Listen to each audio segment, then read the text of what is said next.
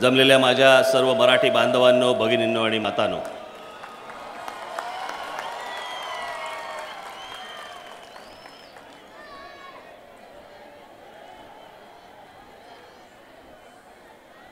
हे मुंबईमधलं अंतर कापत कापत सभा घेणं अशक्य आहे. आता मला ही इथली सभा झाली की दुसरी कलिनाला सभा आहे.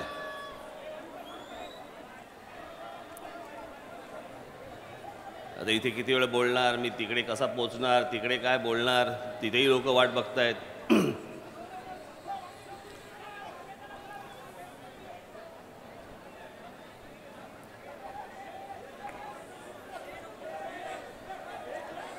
पण तुमची ही आजची उपस्थिती सगळी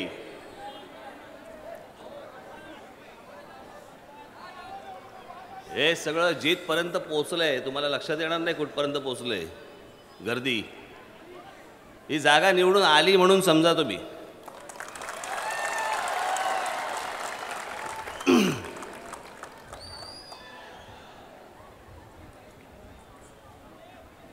आणि कुठेही तुम्हाला गाफील राहून चालणार नाही. हे सगळे बाकीचे राजकीय पक्ष आपापल्या सगळ्या स्वार्थासाठी म्हणून आतून सगळे एकमेकांना करतायत मदत.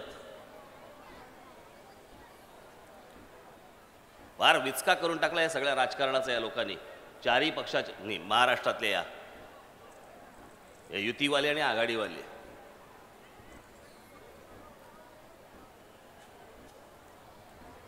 दोन 2009ला मी युपीवाल्यांबद्दल बोलत होतो, यावेळेला मी युतीवाल्यांबद्दल बोलतोय. काय महाराष्ट्रातले नेते काय करून ठेवलं महाराष्ट्राचं. लोकांचं काही देणं घेणं नाही आहे ना, स्वतःचे नुसते स्वार्थ. आकडे लावत बसले होते, मला इतक्या जागा, तुला तितक्या जागा. अरे काय काय काय काय चालू असतं त्या टेलिव्हिजनवरती. ते काल बघितलं का ते रामदास आठवले, काय साला हिंदी. आणि लोकसभेमध्ये आमचे खासदार काय महाराष्ट्राची प्रतिमा होत असेल तिकडे यांच्या हिंदीवरनं. मैं बेडू कुडिया नहीं मारता है, बेडू कुडिया मैं नहीं मारता, मैं वाघ की उडी मारताय. कुठलं हिंदी साला हे घेऊन बसला.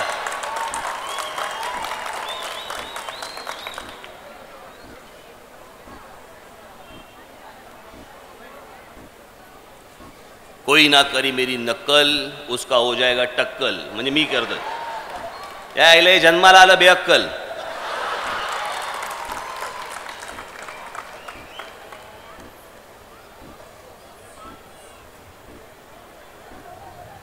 काही नीतिमत्ता नावाची गोष्ट नाही, कशाचा कशाला काही संबंध नाही. बरं, जो करेगा मेरी नक्कल उसका होगा टक्कल. आणि बाजूला बसला अमित शाह. बोलला कोणाबद्दल माहित नाही मला. हे असले नेते. आणि यांना उद्धव ठाकरे म्हणणार मी कोण, रामदासजी या मी तुम्हाला उपमुख्यमंत्री करतो. अरे वा, हे उपमुख्यमंत्री. मी आधीच महाराष्ट्राचा बट्ट्याबोळ, त्याच्यात अजून हे.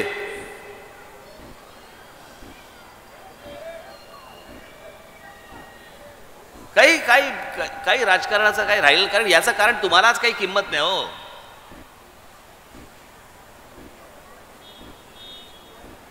हे सगळे नुसतं फक्त राजकारण करणार, स्वतःच्या स्वार्थासाठी राजकारण करणार. तुम्ही फक्त फरफटत जायचं यांच्या मागे.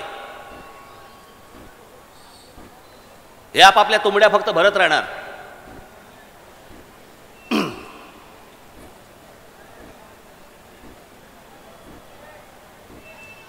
युती तुटल्यावर ते सांगतात म्हणे आमचा अपमान झाला, आमच्या पाठीत म्हणे भारतीय जनता पक्षाने खंजीर खुपसला ना.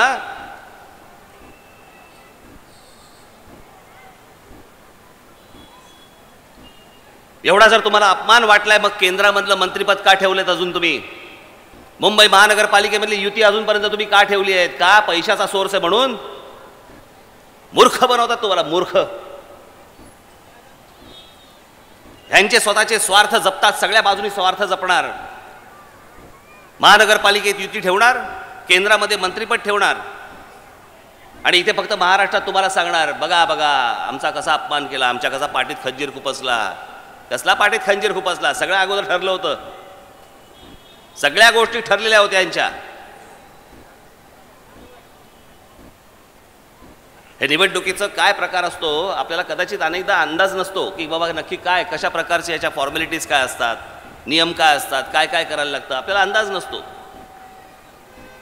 पण तुम्हाला कळावं म्हणून मी मुद्दामून काही गोष्टी तुम्हाला सांगतोय की या उमेदवाराचा जर अर्ज भरायचा असेल पक्षाचा, आणि तो जर अधिकृत पक्षाचा उमेदवार म्हणून अर्ज भरायचा असेल तर त्याला 2 फॉर्म्स लागतात, ए फॉर्म, बी फॉर्म, असे 2 फॉर्म्स लागतात. ते पक्षाकडनं जर समजा गेले तर तो पक्षाचा अधिकृत उमेदवार. तुम्ही म्हणाल आम्हाला हे का सांगतोयस तू? याचं कारण फॉर्म भरायची जी तारीख होती त्यातली शेवटची तारीख होती 27 तारीख.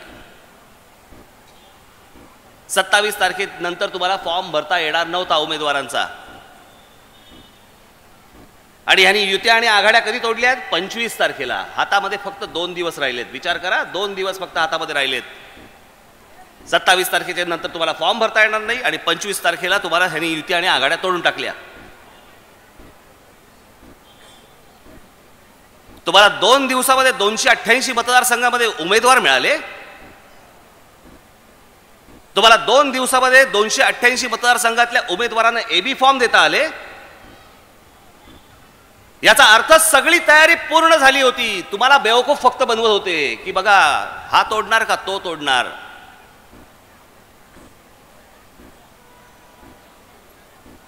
आणि एकूण ज्या प्रकारच्या बातम्या येत होत्या, भारतीय जनता पक्षाला यांच्याबरोबर युती करायचीच नव्हती.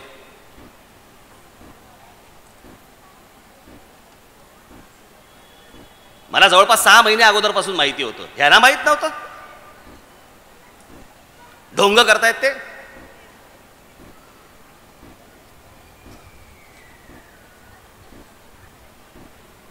फरफटत जातात त्यांच्या मागे, भाजपवाल्यांच्या मागे. चला, मी जर त्या ठिकाणी असतो लाथ मारून मोकळा झालो असतो या लोकांना. हे सत्यासाठी मी नाही लाचार होणार यांच्या समोर. आणि म्हणून मी आजपर्यंत कधी कोणाशी युती केली नाही ना कोणाच्या आघाडीत गेलो. चला आपण आपलं बरं, एकला चलो रे,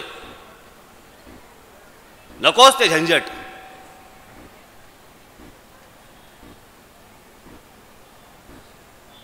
कोण आज कुठच्या पक्षामध्ये आहे काही कळत नाही, कोण कोणाचा उमेदवार आहे ते कळत नाहीये, पुढे काय होऊन वाढून ठेवले कल्पना नाही, काय घडणार आहे कल्पना नाही. विचका सगळा महाराष्ट्राच्या राजकारणाचा करून ठेवला. मी त्याशी माझ्या पहिल्या सभेमध्ये बोललो ना, कॅरम बरोबर मध्ये फुटला. साला कुठची सोंगटी कोणत्या भोकात गेली कळलंच नाही.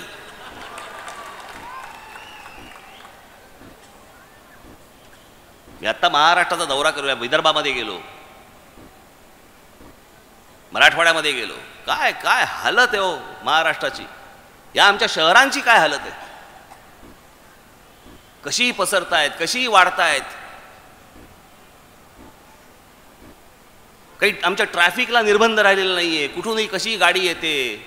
आज माझ्या माता भगिनी आमच्या लहान मुलांना रस्त्यावरती सोडताना घाबरतात, भीती वाटते, कुठून तरी गाडी येईल, काहीतरी होईल. हा फक्त मुंबईचा नाही, मुंबईची वाट लागली आहे, पुण्याची वाट लागली, ठाण्याची वाट लागली, नाशिकची, त्याच्यानंतर तुमच्या नागपूरची, त्याच्यानंतर तुमच्या औरंगाबादची, आमच्या सगळ्या महाराष्ट्रातल्या शहरांची वाट लागली. का? या शहरांकडे राज्याने पाहायचं असतं. महानगरपालिकेकडे असतात किती पैसे.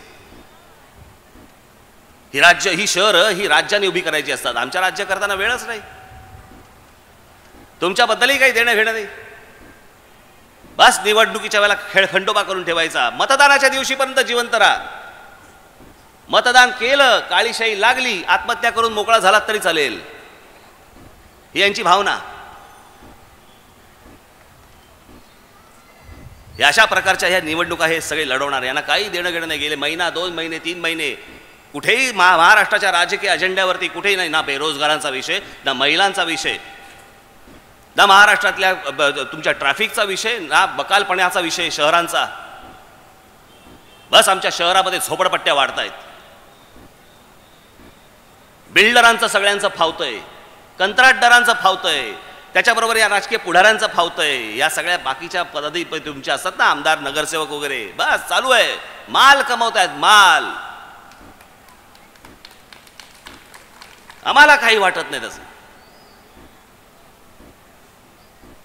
आमच्या समोरचा एखादा साला फाटका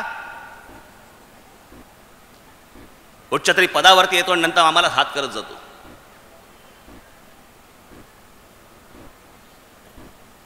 हे सगळं राजकारणातनं वाढून ठेवलं गेलं.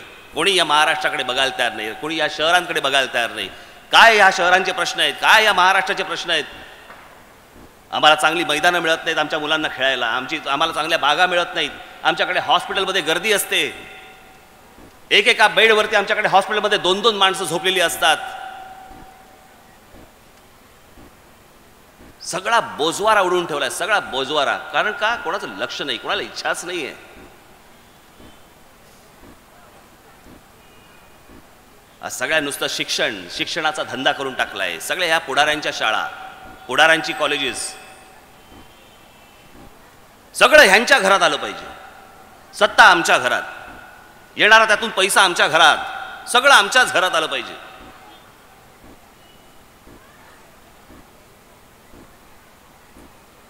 आणि याच्यावरती त्यांनी मुंबईसह संयुक्त महाराष्ट्राहून आज 54 वर्ष झाली. हे 54 वर्ष तुम्हाला फक्त खेळवतायत. 54 वर्ष काही सुधारणेचं नाव नाही. रोज बट्ट्याबोळ होताना दिसतोय, रोज. कुठेही गेलंय जग. आज आमच्या महाराष्ट्रामध्ये, देशामधले तरुण तरुणी आज म्हणतात की आम्हाला शिकल्यानंतर आम्हाला परदेशात जायचं आहे, आम्हाला राहायचं नाही या देशात. माझे एक मित्र आहेत, त्यांचा मुलगा, त्या माझ्या मित्रांनी त्याच्या मुलाला विचारलं की म्हणे अरे तुझं ते आधार कार्ड आलं का? तर ते विचारलं आधार कार्ड म्हणजे काय? ते बोलले ते आधार कार्ड लागेल, नाही तर तुला मतदान करता येणार नाही. काय उत्तर दिलं असेल त्यांनी? तो बोला मला मतदान करायचंच नाही. कोणाला करायचंय? मला या देशातच राहायचं नाहीये. या देशात जगावं असं वातावरणच नाहीये. मी परदेशात निघून जाणार, मला इथे राहायचंच नाहीये. आज महाराष्ट्रामधला जर तरुण आज अशा प्रकारची भाषा बोलत असेल, काय 54 वर्ष झालं, स्वातंत्र्य मिळून 67 वर्ष झाली, काय केलं आम्ही? आमच्या महाराष्ट्रामधला, आमच्या देशातल्या तरुण तरुणी आम्ही काय सांगतात? आम्हाला परदेशात निघून जायचंय का? आम्हाला हे वातावरण नकोय. कोणत्या प्रकारची शाश्वती नाही. या शहरांना सुरक्षितता नाही. कोण येतंय कोण जातंय कळत नाही. आणि त्याच्यानंतर दोष द्यायचा, आमच्या पोलिसांना दोष द्यायचा. कशासाठी त्यांना दोष द्यायचा?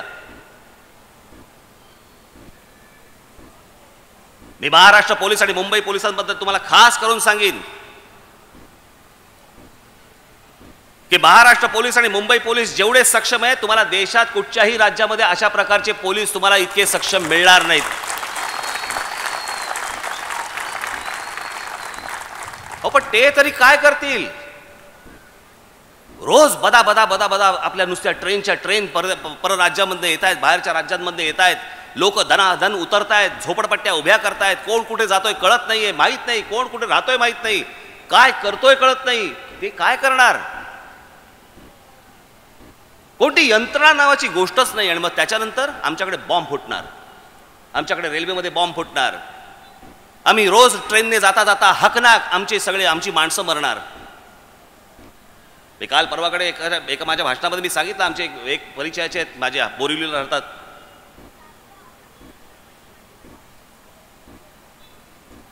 त्याला बरोबर एक तीन घरं सोडून एक त्यांच्या बाजूला एक कुटुंब राहतंय, अजूनही राहतात ते. त्या भगिनी त्या नेहमी आपल्या एक ती रंगीबेरंगी आपल्या साड्या, जसे तुम्ही घालता तशी साडी घालणारी बाई, तशी ती महिला. एके दिवशी ते माझे मित्र बाहेर आले आणि बघितलं तर ती पांढऱ्या सफेद साडीमध्ये होती. त्याने विचारलं काय झालं? म्हणजे मध्यंतरी जे ट्रेनमध्ये बॉम्बस्फोट झाले, त्या बॉम्बस्फोटामध्ये, त्याच्या आदल्या दिवशीच झाले होते का 2 दिवस अगोदर, बॉम्बस्फोटामध्ये तिचे पती गेले. रोज बोरिवलीवरनं चर्चगेटला स्टेशनने जाणार, आपल्या रेल्वेने जाणार आहे.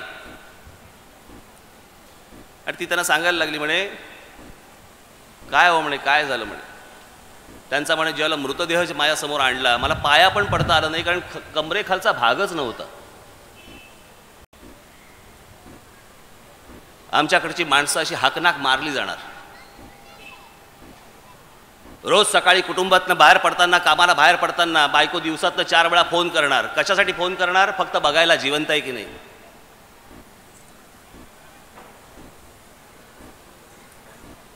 ही परिस्थिती आणून ठेवली आमच्या शहरांवरती, आमच्या राज्यावरती. कोण माणसं येत आहेत, काय राहत आहेत, कुठे राहत आहेत, काय करतायत माहीत नाही. आज आमच्याकडे महाराष्ट्रातनं बाहेरच्या राज्यांमधनं ट्रक येतात, हे ऑक्ट्रा नाक्यावरती थांबवतात. काय असतं त्या ट्रकमध्ये आम्हाला नाही माहिती, कोणालाच नाही माहिती. फक्त तिकडे फक्त पैसे लुटतात. त्या ट्रकमध्ये काय असतं आजपर्यंत कोणाला कळलेलं नाही. भाजीपाला असतो, फळं असतात का बॉम्ब असतात का गन्स असतात माहीत नाही. कोणतंही चेकिंग नाही. मध्यंतरी इकडे आमच्या त्या आझाद मैदानावरती एक तो मुसलमानांनी मोर्चा काढला होता.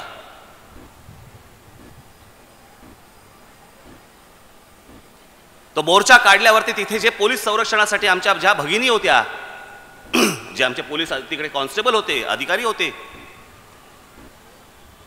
त्या सगळ्यांना त्या गर्दीत खेचून खेचून मारले.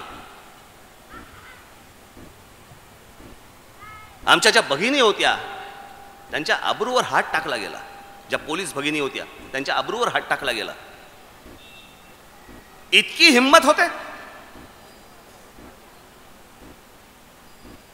महाराष्ट्रामध्ये येऊन तुम्ही मोर्चे काढता आणि कोण होते सगळेजण? महाराष्ट्रातला मुसलमान नव्हता, हे सगळे परप्रांतातले मुसलमान होते, बांगलादेशातले मुसलमान होते, जे आज तुमच्याकडे मुंबईमध्ये राहत आहेत. कुठे राहत आहेत माहीत नाही, पण कुठून तरी येत आहेत आणि आमच्या पोलिसांवरती हात टाकतायत. त्यावेळेला या राज्याचा मुख्यमंत्री जर समजा राज ठाकरे असताना, साला भडवे परत एकही जण घरी स्वतःच्या पायावरती गेला नसता.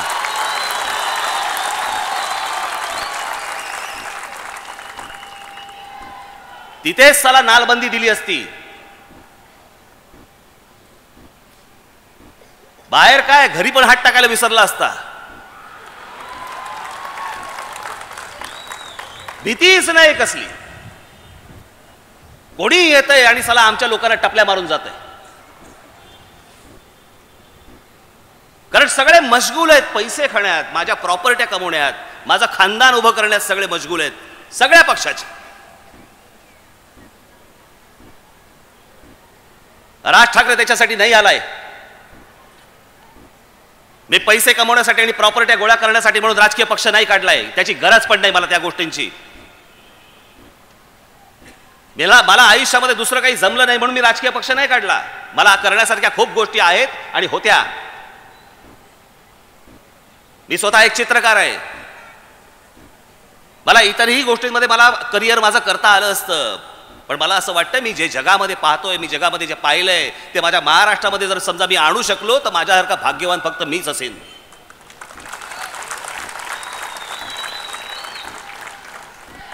आमच्या तरुणांना स्वप्न पडत नाहीत, कारण आजूबाजूचं वातावरणच तसं. आमच्याकडे व्यवसायाभिमुख शिक्षण मिळत नाही. आमच्याकडे शिक्षण वेगळं मिळतं, व्यवसाय वेगळे येतात, नोकऱ्या वेगळ्या येतात. आम्हाला त्या नोकऱ्या करण्यात समाधान मिळत नाही. पण घर चालवण्यासाठी वाटेल ती नोकरी आम्ही पत्करायला तयार होतो, कारण का घर चालवायचंय.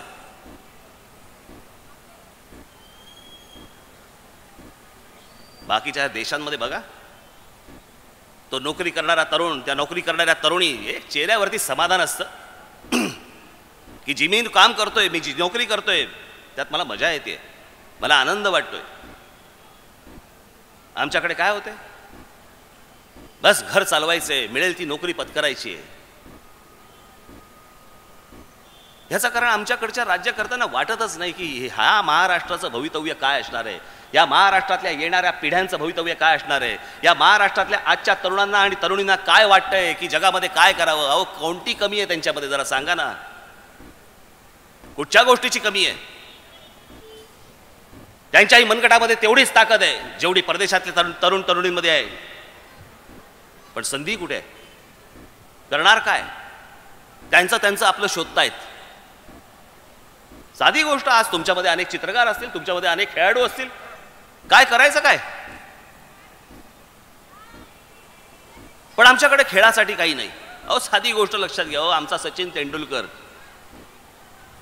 खाजगी प्रशिक्षक होते. महाराज तुमच्या आचरेकर सर खाजगी प्रशिक्षक, त्याच्यातनं आमचे उभे राहिले खेळाडू उभे राहत आहेत.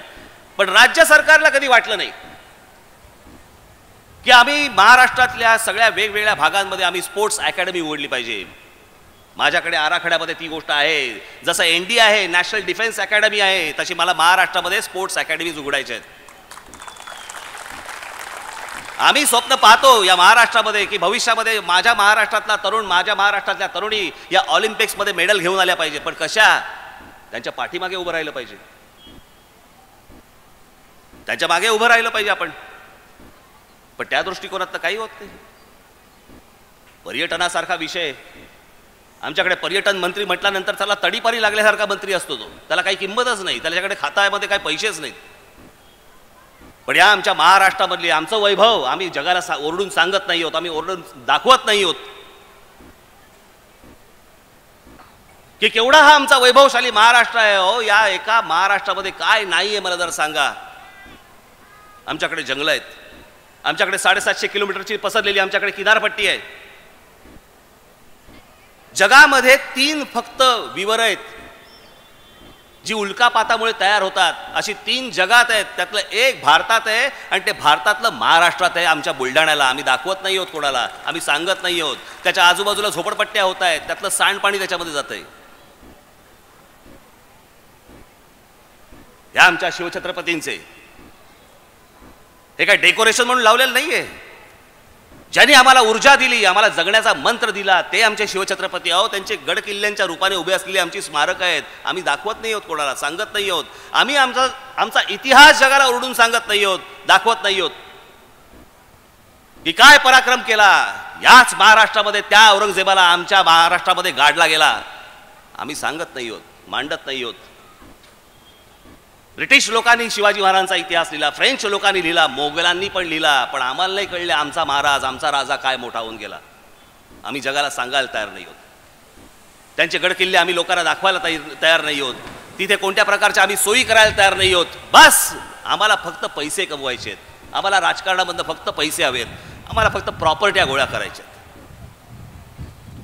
आज हा महाराष्ट्राचा विकास आराखडा जो आणलाय त्याच्या वेबसाईटवरती आहे, कारण तो इतका मोठा आहे, जवळपास 3-3.5 लाख शब्दांचा आहे. त्याचं पुस्तक काढणं अशक्य आहे. त्यातल्यात एक संक्षिप्त पुस्तक काढलं, त्याच्यामध्ये सगळ्या गोष्टी मी दिलेल्या आहेत. आज इथे माझ्या समोर आज इतक्या माता भगिनी आलेल्या आहेत, अनेक तिकडे इमारतींमध्ये उभे आहेत. काय हो दुर्दैव, आमच्या महाराष्ट्रामध्ये राईट टू पी असं एक मुवमेंट चालते. राईट टू पी म्हणजे महिलांसाठी बाथरूमला जाण्याचा अधिकार, याच्यावरती एक चळवळ उभी राहते. चळवळ आम्ही एवढी साधी गोष्ट नाही उभी करू शकलो आमच्या 54 वर्षामध्ये.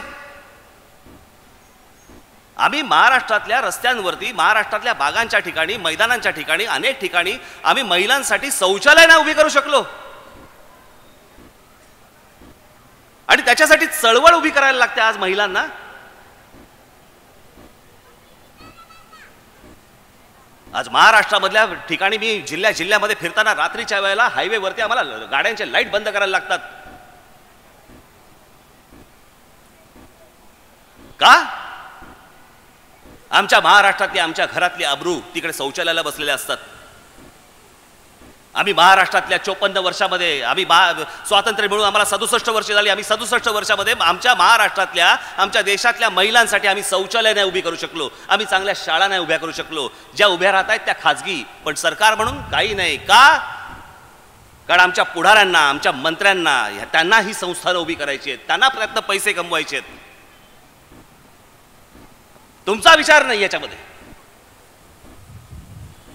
आणि आज हे सगळे राजकीय पक्ष येऊन तुमच्या समोर सांगतायत आमच्या हातामध्ये सत्ता द्या. काय म्हणून द्यायची तुमच्या हातामध्ये सत्ता?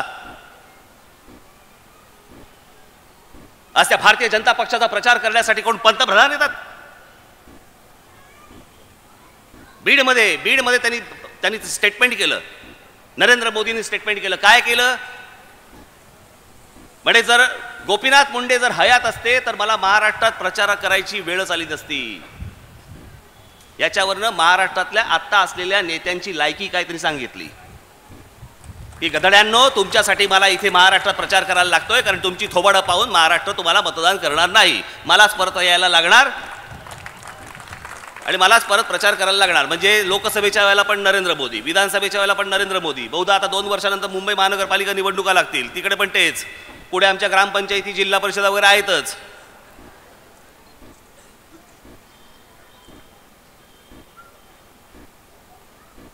आणि आज जे नरेंद्र मोदी येत आहेत, कोणाचा प्रचार करताय हो तुम्ही? आज या भारतीय जनता पक्ष जे होर्डिंग लावून सांगतायत की आमच्या हातात बहुमत द्या, यांच्या हातात ज्या भारतीय जनता पक्षाला उमेदवार नाही सापडले, यांचे 60 उमेदवार, कमीत कमी 60 उमेदवार हे काँग्रेस आणि एनसीपी मधनं आयात केलेत. आयत्या वेळेला आयात केलेली लोक आहेत काँग्रेस आणि एनसीपीतली. माझ्याकडे यादी आहे त्याची. मी काल परवा कुठच्या तरी माझ्या सभेमध्ये मी ती वाचून दाखवली अख्खी. कमीत कमी 60 उमेदवार काँग्रेस एनसीपी मधले आहेत. त्यातले 2-3 उमेदवार ज्यांच्यावरती भारतीय जनता पक्षाचे त्यांचे आमदार विधानसभेमध्ये भ्रष्टाचाराचे आरोप करून तुटून पडले होते, ते आज भारतीय जनता पक्षाचे उमेदवार आहेत. म्हणजे एका बाजूने काँग्रेस राष्ट्रवादीला हाकलवायचं, दुसऱ्या बाजूने त्यांचीच माणसं घ्यायची आणि आपल्या पक्षामधनं उभी करायची, आणि त्यांच्याच जीवावरती तुम्ही बहुमत मागायचं, आणि त्यांच्या प्रचाराला नरेंद्र मोदी येणार, आमचे पंतप्रधान येणार आणि सांगणार की यांना निवडून द्या. म्हणजे साला चित भी मेरी और पट भी मेरा. मग इथून आले तरी काँग्रेस राष्ट्रवादीवालेच, तिथून आले तरी काँग्रेस राष्ट्रवादीवालेच. याचं कारण नीतिमत्ता राहिलेली नाही. आणि नीतिमत्ता का राहिलेली नाही? कारण ते तुम्हाला कोणी विचारतच नाहीये, तुम्हाला गृहीत धरलेलं आहे. ही महाराष्ट्रातली जनता जाईल कुठे, येईल साले फरफटत.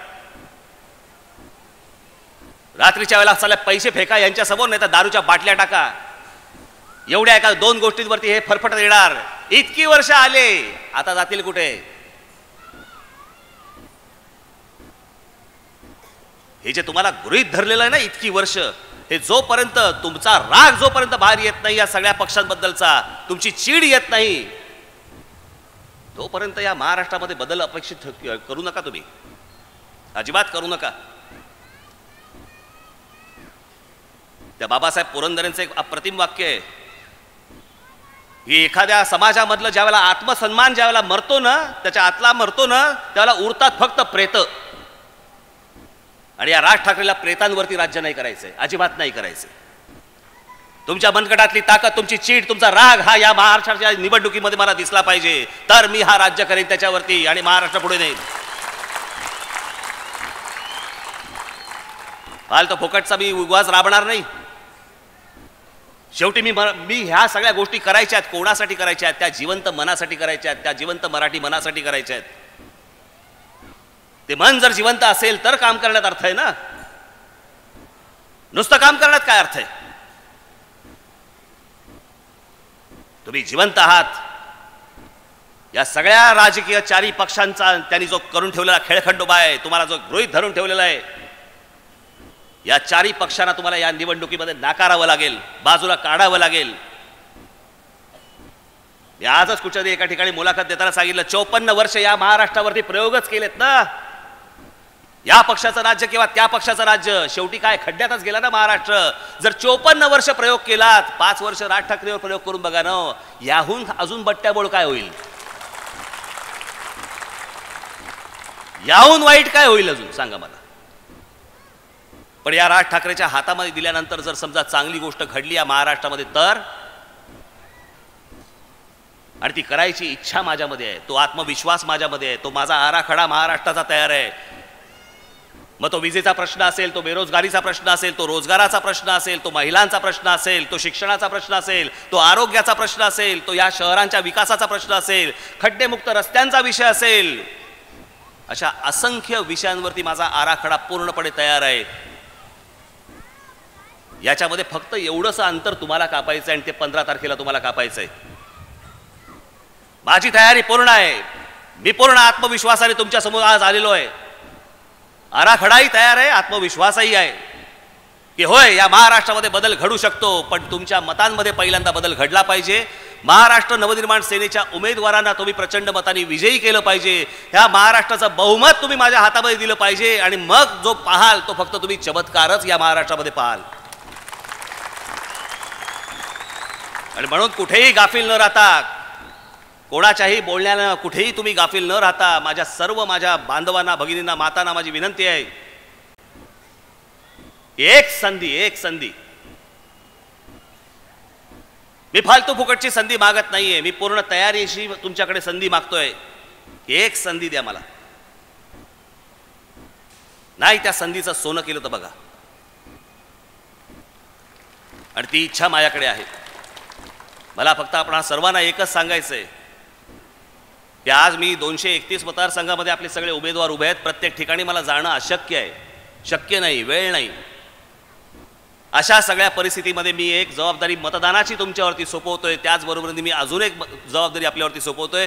आपले जे कोणी मित्रपरिवारातले लोक असतील, जे कोणी नातेवाईक असतील, जे कोणी लोक असतील, ज्या ज्या मार्गाने तुम्हाला शक्य आहे, मग ते मोबाईल असेल किंवा अजून काही असेल, त्या मार्गाने आपण त्या महाराष्ट्रातल्या सर्व नातेवाईकांना, मित्रपरिवारांना सगळ्यांना कळवा की येणाऱ्या विधानसभेच्या निवडणुकीमध्ये येत्या 15 तारखेला महाराष्ट्र नवनिर्माण सेनेच्या सर्व उमेदवारांना आपण प्रचंड मताने विजयी करावं आणि रेल्वे इंजिन या निशाणीवरती बटन दाबून ही संपूर्ण महाराष्ट्राची सत्ता किंवा हा महाराष्ट्राचा कौल आपण माझ्या पाठीशी उभा करावा, द्यावा, एवढी एक विनंती करतो आणि आपणा सर्वांची मी रजा घेतो.